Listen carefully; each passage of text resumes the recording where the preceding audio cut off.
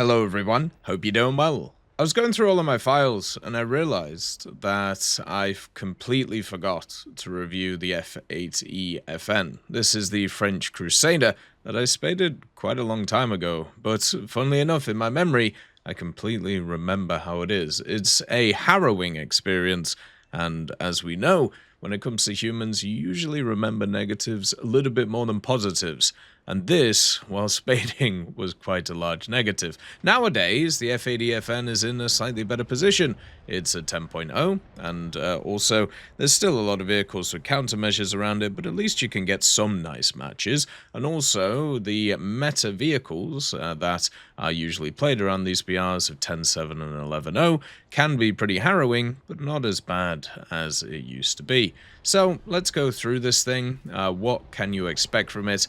And why do you never see it in air battles, even though it is an air superiority fighter? Well, the F-8E, it's the French Crusader. It's a naval aircraft, a navalized version of the F-8, and it has one massive problem, and it is the lack of countermeasures. If you have a look at the FAU-2, or if you have a look at the F-8E in the American tree, both really fun vehicles and really enjoyable vehicles, especially the FAU-2 when it comes to learning about the AIM-9D and also how to manage your overload.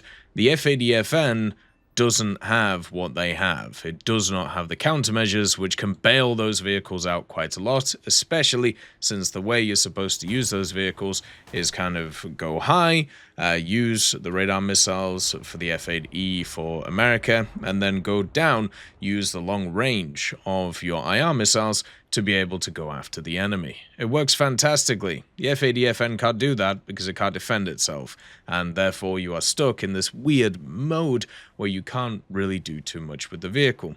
The other problem is it doesn't have any access to any other way of playing. So this is an out-and-out air superiority fighter. You only get access to air-to-air missiles, and that's it.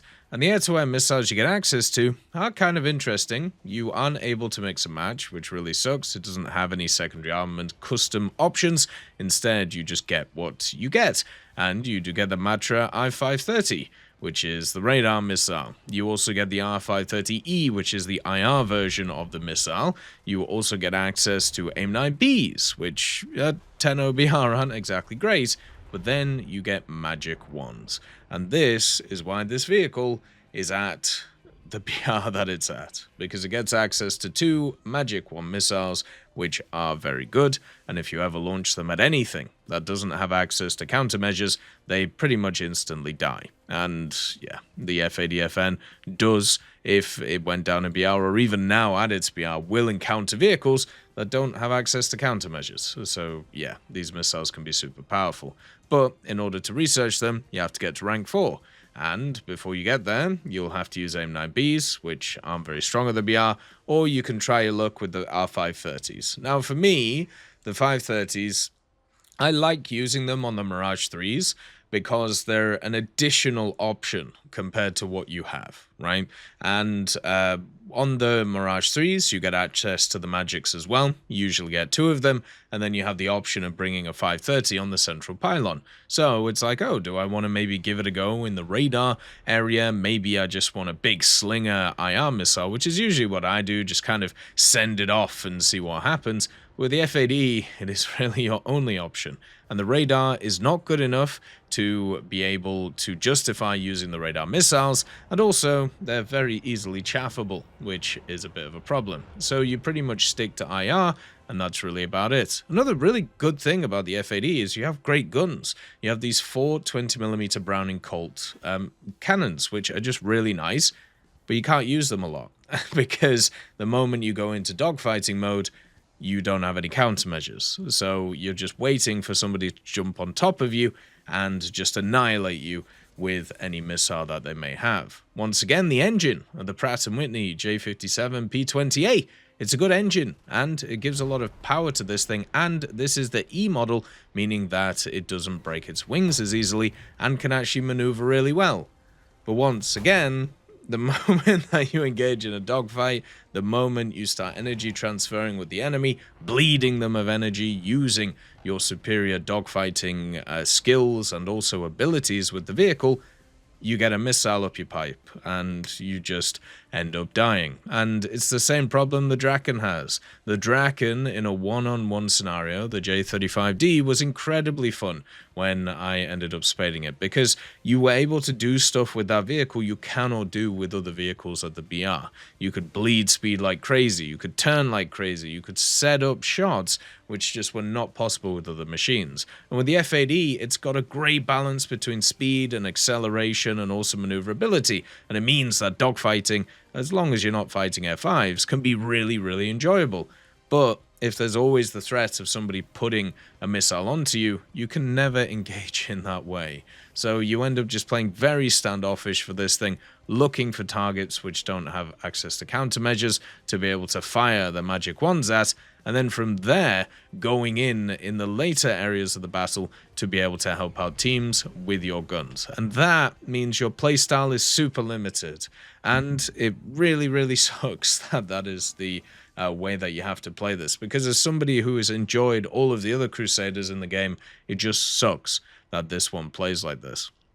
Now, nowadays in France, you do actually have a lot of options in terms of the vehicles that are around these BRs. You have the Mirage 3C, which once again is very maneuverable and also gets more weapon options than the F-8E. It gets access, as I said, to the extra missile in the center of it, which makes a lot of difference. You even have the AS-30 Nord, which you could use in ground. You also have the Mirage 5F, which once again gets access to the two magic wands in a very similar position to the F-8E, and then you get the Supretendard, gets the countermeasures, gets the magic wands, and also gets access to the ground ordnance, and the Mirage 5BA, which is in a similar situation with weaker missiles. So the F-8E is just in this weird mix of different vehicles, and it's really hard to recommend it, especially compared to a lot of the other vehicles that are around it, because they usually have advantages over it in the departments that people see as meta. The other problem with the machine as well is it doesn't really lead to much. You have the Mirage 4000, which comes straight after it, and then there's nothing, at least at this moment in time. Most of the vehicles that you'll find in the tech tree are actually on the left-hand side or the right-hand side nowadays with the Benelux stuff, so even going through it just to kind of actually grind it out means that you're not going to lose efficiency bonuses in other areas, which is nowhere near as good. So just to give you an example of the difference between something like an F-8E and an F-8E-FN. So for the F-8E in America, we ended up getting 103 air kills and 27 deaths, and a 64% win rate. It took us 47 battles to spade the thing, but we had a hell of an impact with it, right? When it comes to the F-8E-FN, 40 battles to spade, so a bit less, but also you needed less modification cost to do it, 50% win rate, so lower than my average, and also 14% down on the American F-8E, and also 77 air kills to 24 deaths. So instead of having like a 3.5 KD where you're doing all of these different things, it has now gone down to more of a 2.5 KD. And that is the issue with this type of vehicle. You do not have the ability, because you don't have the countermeasures, to play aggressively. So you have to play passively, hope your team gets an advantage, and then you can push it with your armament and you can push it with your maneuverability. But you cannot be that spark that in War Thunder is so important, especially in air. Being the spark, being the catalyst to the enemy team just doing weird stuff, or being able to help your team and aid them do their stuff, that is the most important. And you cannot do that in this vehicle. Instead, you have to play passive until you're in a position where the enemy team is on the back foot. As always, I hope you have a wonderful day, and I'll see you next time. I'd just like to thank GMG Smiley, CD Beans, Chieftain Mike, EMN3 Galaxy, Tulio Pontecorvo, Brendan Quinn, Carrion Crow, Gus Irenicus, Pyman, Wartinder, Teddy, Daniel Stanton, Martinez, B. Young, Ozzy Panzer, Alan Hacker, Liam Shear, Opium Prime, Lafouche, Sem, Aslan, Uncle Bean, and Derek R. for supporting the channel.